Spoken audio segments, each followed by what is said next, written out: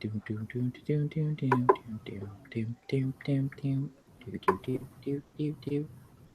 Do, do, do, do. Alrighty. We are live coming to you from RPG Enlightenment. I am your host, Josh, and I am here with my co host. If you want to I'm Jim. introduce yourself, Jimbo. We are going to do a short little recap of our um, recent game of Doves and Demons. Kind of give our opinions on it, a little review on kind of what we thought, what we faced, and our personal thoughts on that. So, Jamie, why don't you start us off and say what you thought of it, what it is, stuff like that. Uh, Doves and Demons, put out by A Point of Inspiration, um, is pretty cool. It's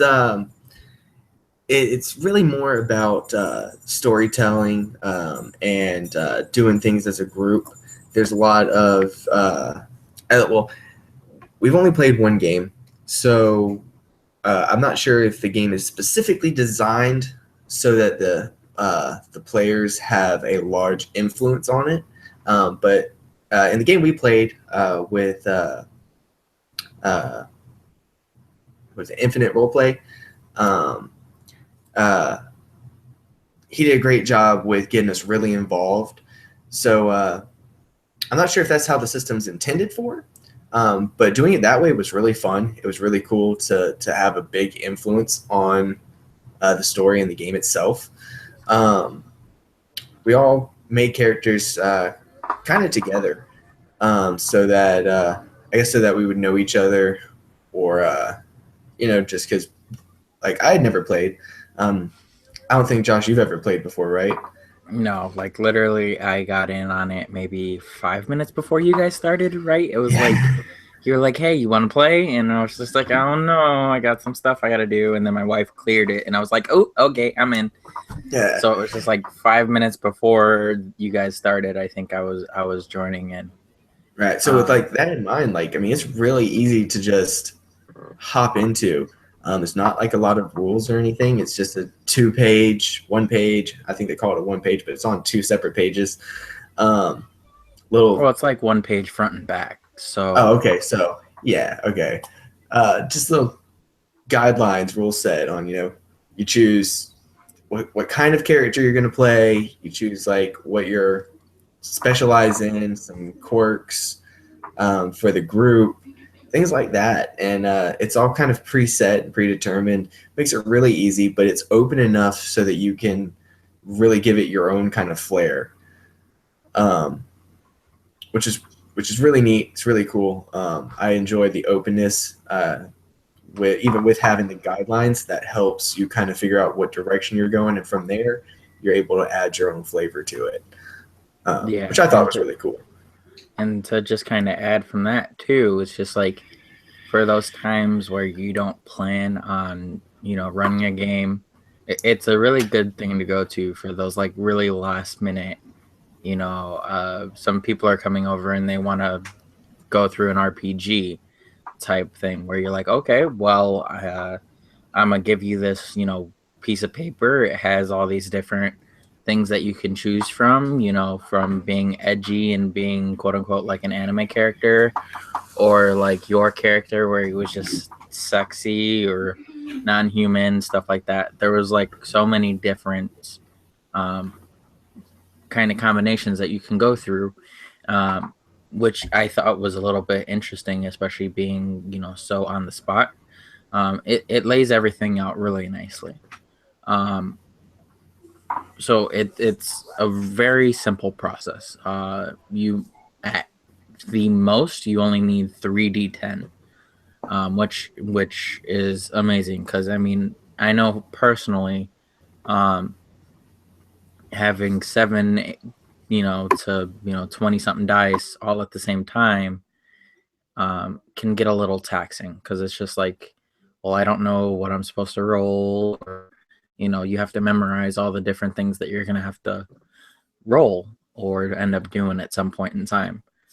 This is a very simple, very quick system. So it's just like if you're just doing something, it's just one.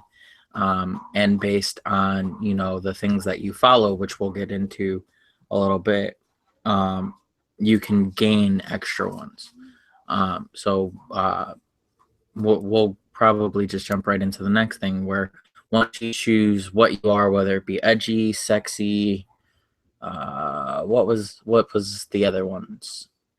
Non-human. Yeah. It was like, I think it was like Slayer. Well, Slayer was Was like it an one of the- archetype.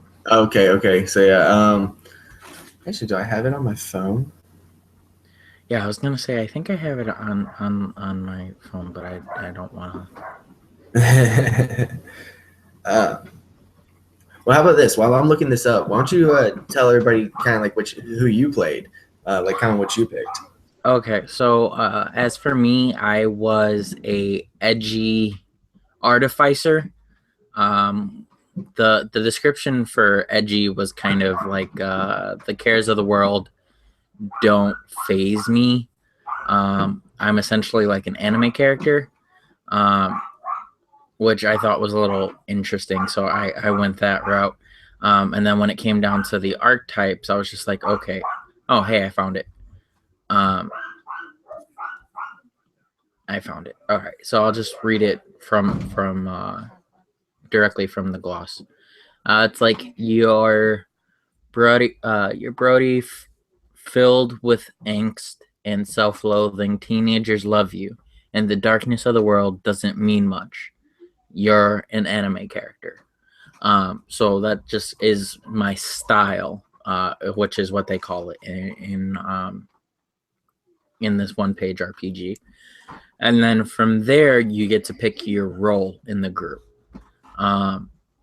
Which for me personally, I ended up choosing an artificer, which I thought was a little interesting to be. The official description is brother to the alchemist.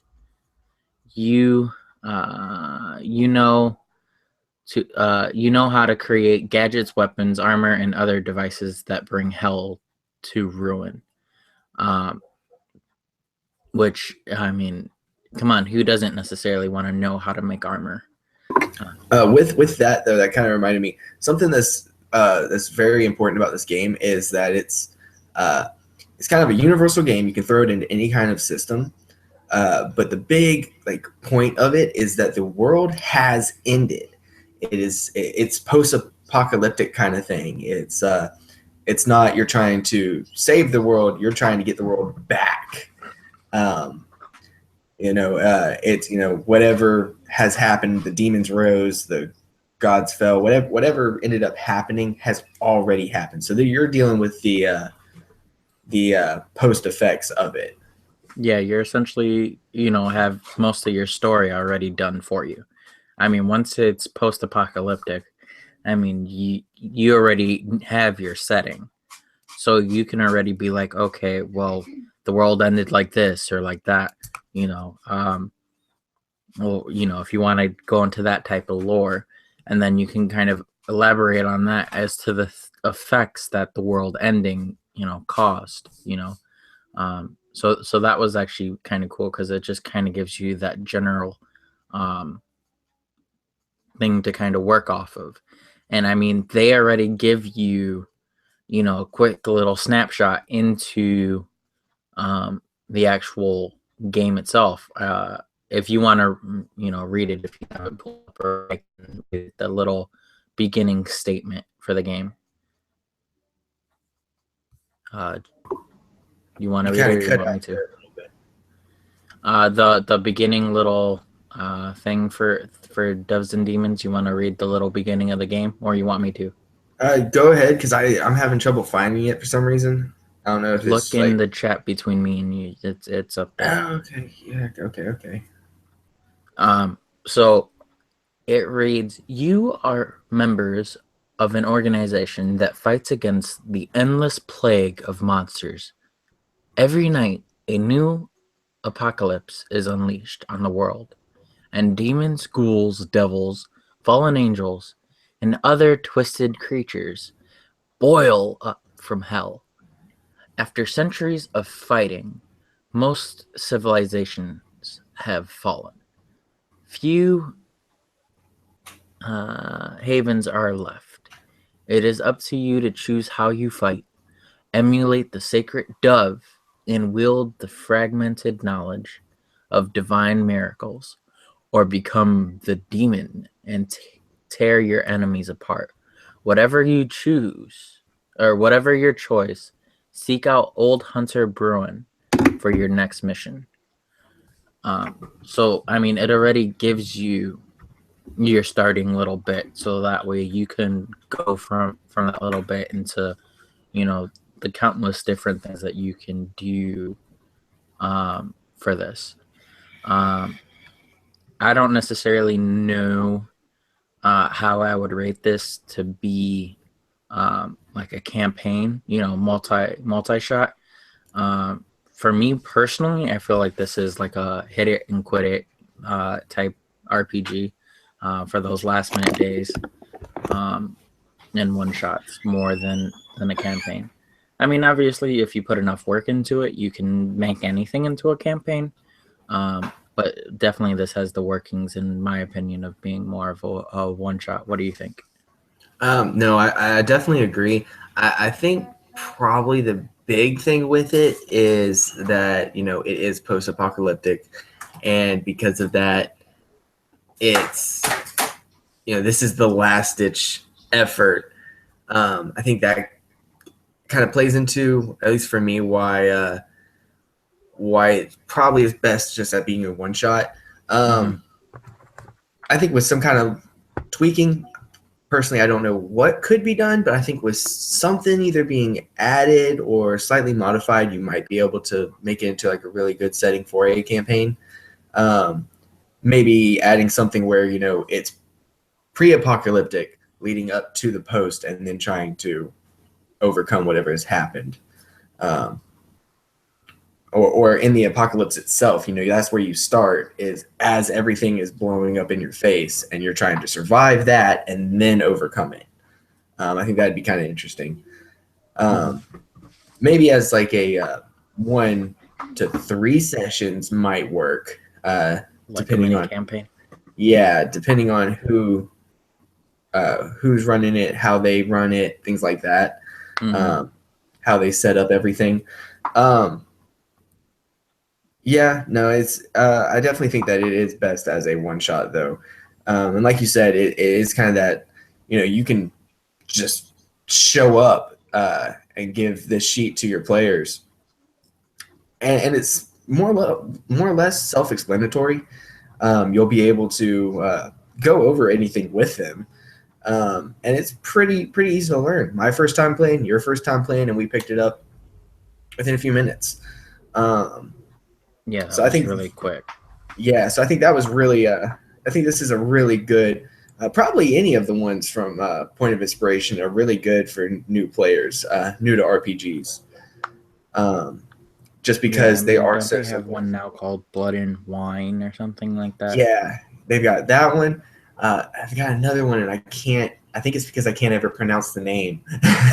And it's like a martial arts setting.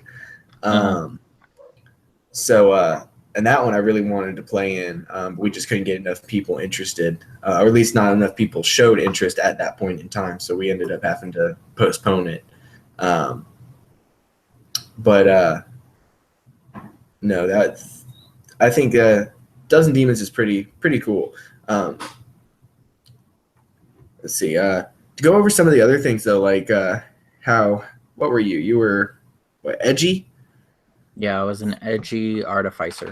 Right. Okay. So some of the other things that you can go with are like ancient, cunning, cursed, merciless, the non-human,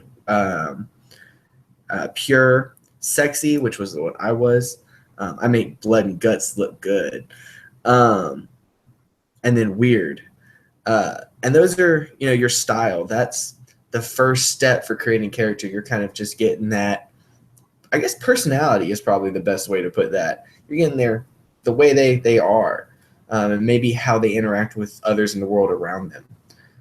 Um, Yeah, and it then definitely does take the thought out of, creating a character, which is really, really good, especially for people who aren't, used to RPGs.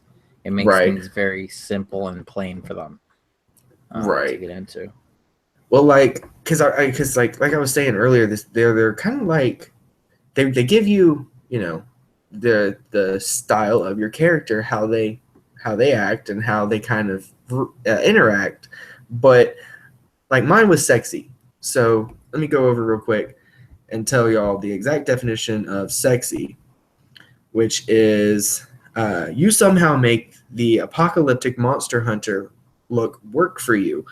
Even when splattered in gore, you turn heads.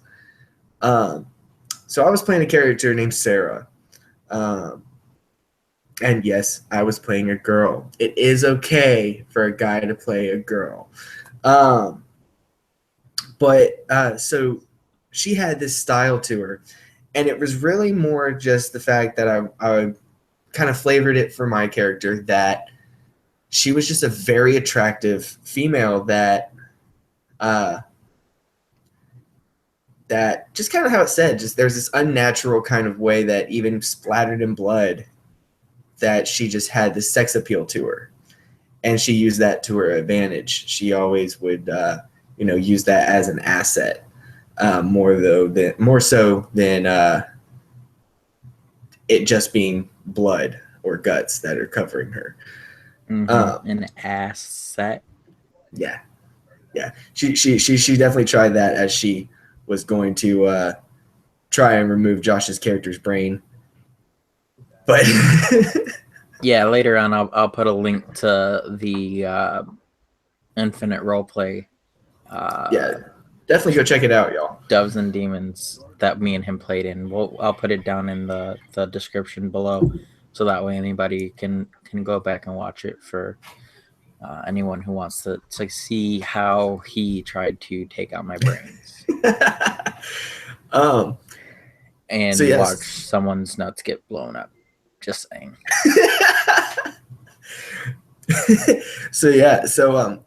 So choosing your style, that's the first step. Then you go on to the second step, and it's all listed. Step 1, step 2, step 3. So step 2 is you're going to choose the role for your character. And this is just what they're good at. This is what they do. So you've got like the alchemist, the artificer, which was Josh's character, the berserker, the cleric, the illusionist, the necromancer, which was my character, the mastermind, the slayer, and the warlock. Which some of the things that I've read, Marquise, you had to throw warlock in there, didn't you? You just had to. So in each one of these things kind of gives you what your character is good at. So we kind of flavored it in with our game that that Josh's character actually designed my character's gear. She wasn't big into combat and stuff, so she wanted to keep a distance. So he actually designed her this glove that would that basically worked like a taser or a what's it called, stun gun. It was just a souped up stun gun, and he designed this, and that was just something that we added in game.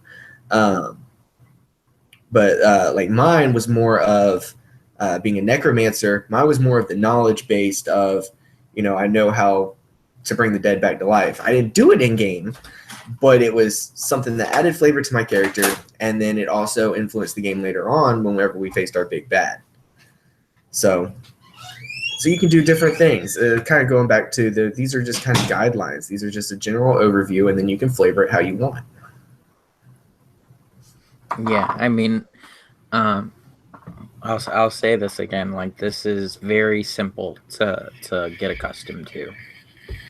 Like literally, if everyone picks their stuff all at the same time, I think if we eliminated the like chit chat from ours, we would have been done in like 5 minutes from just picking out, who we were playing and, kind of coming up with basic stuff. I mean, realistically, the hardest part I think was like picking names. I think Tutti Frutti. Yeah, Tutti Frutti. It's okay, Sarah. I'll meet you later. But uh, so I mean, if we got to give props to the people who made this. I mean, A Point of Inspiration did a really good job with this.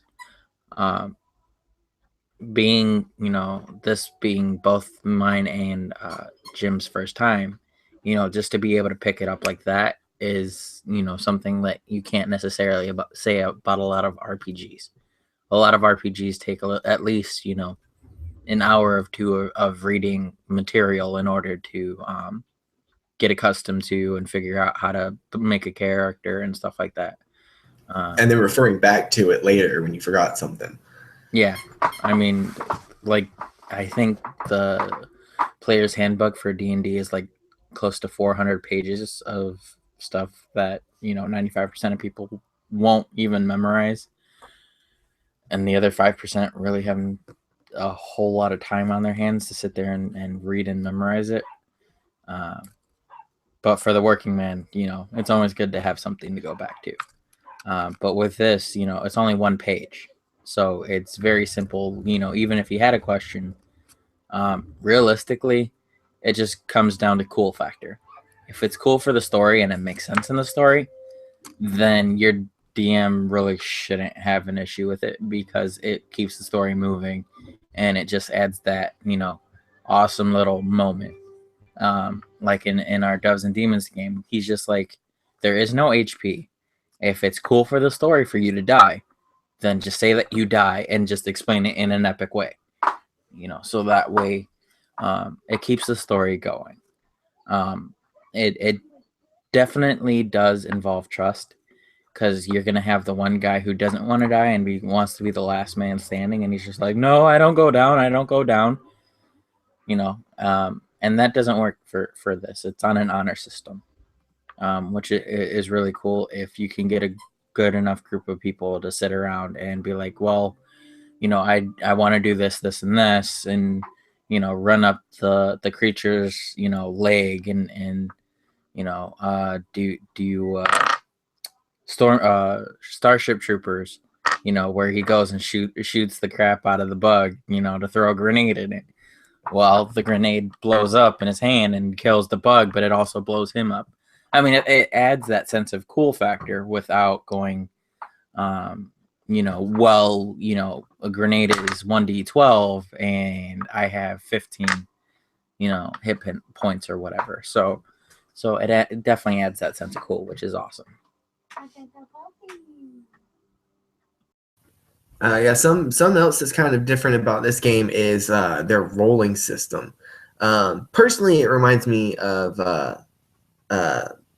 Black Hack, but it's not the same. But that it kind of reminds me of it. So what you do first is, of course, like the name, you have doves and you have demons, and you're going to be one or the other. Technically, you can be that in the middle, but we're really not sure how that works. So maybe that's something we'll experiment on in other games. But so it's called choosing your number. And it's step 3 after you've chosen your style and your role. So you're going to choose a number between 2 and 9. The closer to 9, the higher you go, you're going to be a dove. So you're going to be this good, pure character, pro-life, all that good stuff. The closer to 2 you get, the lower you go, the more of a demon you are. You're into the savagery and kill and do what it takes. So collateral damage, it's all worth it. Saving the world. So you're going to pick a number. 5 is that in the middle. So you're either going to go up from there or down from there. And then I believe both of our characters were demons. Yeah, you were at a 3 and I think I was at a 4. Okay, so yeah. You ended up hitting your number and I unfortunately didn't. So yeah, so whenever you roll to do something, a lot of it, is, you just do it. It's storytelling. So my character walks over here and does this, and at least for our GM, he was just like, okay, cool. But then when my character tried to pull out her little scalpel to cut Josh's character Tutti Frutti's scalp open because she wanted his brain, and I was trying to be all sneaky about it and use my assets and all that kind of stuff, poof my chest out, make him look at that. I had to roll for it. So what it is, because I was a demon and I had a number of 3, I had to roll over my number, or at my number. If I roll at my number, I become the demon. It's essentially critting, to use like a 5e term. You got like a critical success. And we'll go into that a little bit later. But so I had to roll over my number. For that, I actually failed. I think I rolled like a 1 for that. So I got under my number. So I failed. If I had rolled over my number, he never would have seen it coming, and I probably would have gotten his brain. But so if you choose a higher number to be a dove, so let's say you choose 7, you need to roll under a 7 to make it happen. If you roll over, you fail. If you roll it exactly, you embody the dove. You become the dove, which is kind of cool. Like our GM actually had it. Not only did we gain this little ability for a dove, it's called a miracle. For a demon, I believe it's called an execution. But he also had it take like a physical appearance. Manifestation. There you go. Physical manifestation on our characters, and that was a pretty cool flavor. I really dug that. Unfortunately, only me and one other character ended up getting to do this. I think it would have been really cool if all 4 of us that were playing would have been able to, throughout the game, been able to hit that perfect sweet spot number. Oh yeah, I really wish I did when I was on that guy's leg, because I was gonna just do it where mine was where instead of dying after XY shot me up, the other guy was another player. Yeah, he died. Huh? I was saying, but XY was another player. He was a non-human character. He was a non-human. I was gonna have it where I used my execution to kill the guy, and as he died, I began to actually grow into this giant, and I was gonna be the actual villain for the campaign. That would have been great. So I really wanted to hit my number for that. I even sent him a private message like, come on, we need to see this happen. And then it was just like, well, we kind of have to wrap it up. So we ended up having to go a different route. And he wrapped it up just, with the guy having his leg cut off or, shot off and stuff. So it was interesting. Spoilers, by the way. Yeah. We won't go to the exact end. You got to go to watch the video, but it is pretty great. At least in my opinion, that it was a pretty great ending. Yeah, that was definitely interesting. I was a little upset. Like I wanted to continue. I swear, you always find reasons to piss me off in a game. Like no matter what, we've played in like 3 or 4 different games together already, and each time you find a different reason to piss me off. It's great. It's my style. It's my style. It adds that player conflict that just kind of grows naturally. It's just like, well, this, that, or the other, or just freaking stopping right as you're gonna stab the villain in the heart, after monologuing while there's green light surrounding him. But that's besides the point.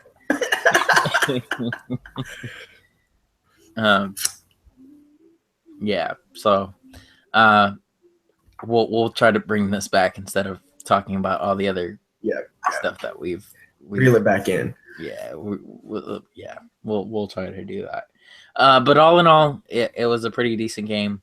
Um, what would you rate it from really foggy to enlightened? I'm gonna start make our scale where foggy is like the worst and enlightened is like the top, seeing is that's our name.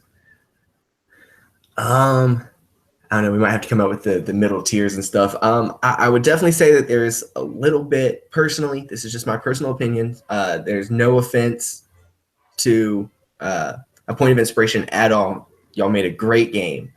Um, I would say that there is maybe, I don't know exactly what, but I feel like it might be missing something, some kind of element to it. Uh, I think character creation is on point. Um, it might be because they actually have this little roll table as well, on the same page, for the game. You just roll it on the spot, and that's what our GM did. He created everything on the spot. It was a completely improvised game.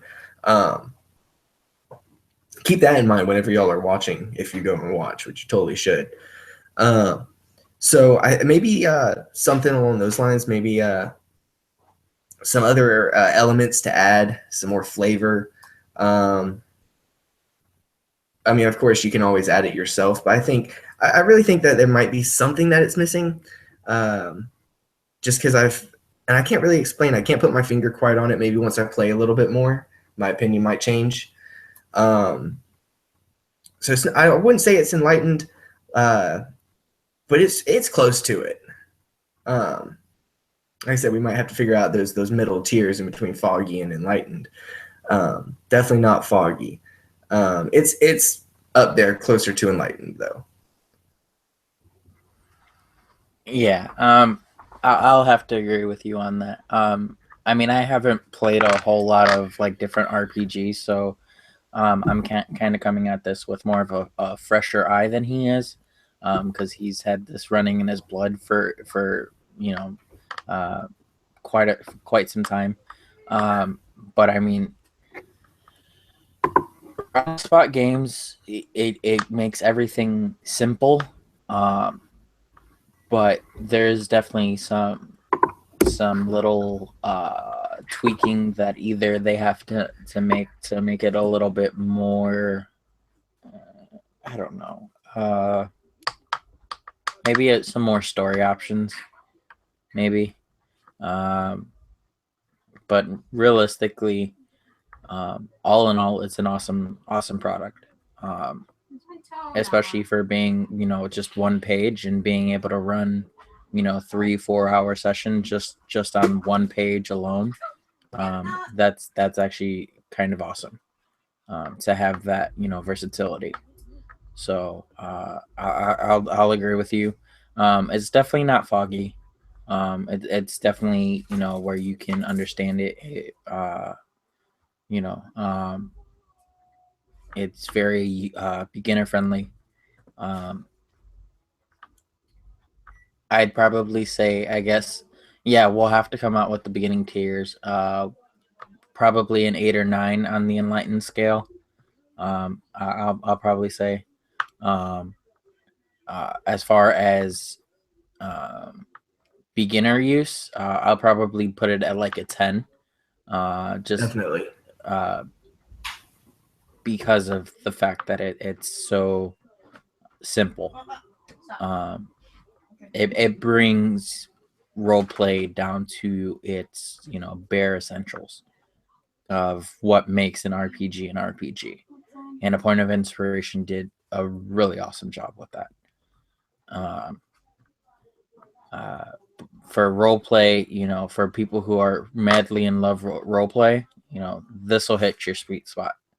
Um, if your sweet spot is dice rolling and having all those different dice clinging against each other, this necessarily might not be your cup of tea, just because realistically at most you're only going to be rolling 3 dice, and to certain people, I know 1 or 2 people that are like that. They like hearing the 7, 8, 9 d6s or d4s in their hands as they um, shake 'em to roll 'em. So if that's something that you look for and it's not story or mechanics based, it's simply for how much damage you can do. Maybe this necessarily won't be for you, but realistically, as in this type of game, as long as you can, role play it'll happen. You don't necessarily need to roll for damage, because if you describe it awesome enough, I doubt if your DM's a good DM, he'll deny you the kill if you describe it epically enough. Any last minute thoughts before we wrap this one up? Not really. Give me the hype. Yeah, no, I think you said something, and I can't exactly remember what, but you said something that kind of got me thinking about something that might be interesting to add, which is maybe some with the same concept, because I know A Point of Inspiration has a lot of games similar to this, like the Blood and Wine. I'm pretty sure it follows a similar setup, different kind of styles and things like that. But I think adding where this is strictly based in a end of the world post-apocalyptic game setting, or not even setting, because you can really place it in any kind of setting, theme. I think adding some options for other kinds of themes would make a big improvement, because then you can really tailor the game to what you would like. Maybe using this concept with like a major war going on or something like that. Would add that other bit of flavor, or just adding that as an encounter element altogether. It's post-apocalyptic, but then you have all this other stuff that's also happening. Yeah, that'll definitely increase its versatility. Like if you have an ongoing campaign and you just want to do something, kind of on the spot that still runs coalesced, and is cohesive to your game, to kind of be able to use these one pagers and just be able to pull, okay, well, it has this random, generator for, themes, like, okay, you can flavor this as this and this is this. So that way you can bring, these awesome products from A Point of Inspiration to your games without having it be, a very big stretch. So even if it only takes place, in your setting for like one episode or one session, it still, brings that cool factor that these one-page RPGs have, where you can pull it into your own campaigns and your own stories. So that's kind of my thoughts. Definitely an awesome thing. If you get a chance to either look it over or play in one, they're definitely awesome. I will definitely suggest, if you are gonna do it, don't prep at all. Yeah. If you're gonna jump into one of those things, just be like, yeah, I'm interested, and then let them know that you're not gonna look over any of it until the session begins, just so that way you don't overthink your character. A lot of the things that happened in our game that were like the most awesome things, we didn't even know or think of until those moments. So having the, not the lack of time to consider all the different options opened up a whole lot of other options that you wouldn't have thought of if you sat there and thought about it for 4 hours. So that's just a little thought, that I have on it. If you're gonna do it, try not to prep. It's very awesome for improv. Yep.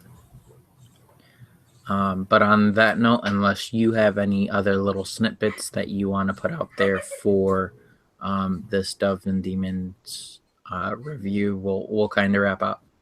Yeah, no, I think that covers just about everything.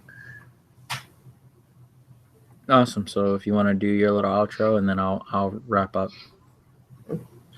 So yeah, guys.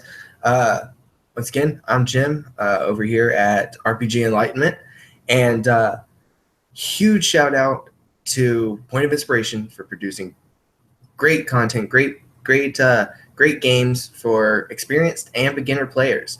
Another shout out to Infinite Roleplay. It was a great game, man. Anybody that's watching, go over, check out his channel. He's got some amazing stuff on there, doing some comic book stuff, and he's showing you as he's doing it. That's pretty neat. I've been watching it myself. But yeah, man, really appreciate you running the game for us. So hopefully we can play again sometime. And I am Josh, one of the co-founders of RPG Enlightenment. I am one half of it, and Jamie is my other half. You have been watching RPG Enlightenment. Just want to do one little plug because I know they're in their last 24 hours. But Oath of the Frozen King, Absolute Tabletops, I guess what do they call it? Toolkit for Dungeons and Dragons that they based off of their campaign setting. It is going to be system agnostic, which pretty much means you can use it in any system. I'll make sure to put it down in the comments or the description below, so that way anybody who wants to check it out can check it out. They are in their last 24 hours, 36 hours, something like that. So check them out. It's awesome. I've watched almost every Oath of the Frozen King game that they've released so far, and I couldn't ask for anything else, especially tying this in with Doves and Demons. They're making it to be pretty much something that you can run on the spot, where if you have your friends coming over, it's a quick little book that you can grab, pretty much grab your dice, roll a couple dice, and have an entire story just simply based on a couple rolls. So I'll put that down in the description below after we finish, and then you guys can check that out. But on behalf of RPG Enlightenment, may you always seek enlightenment, and have a good night.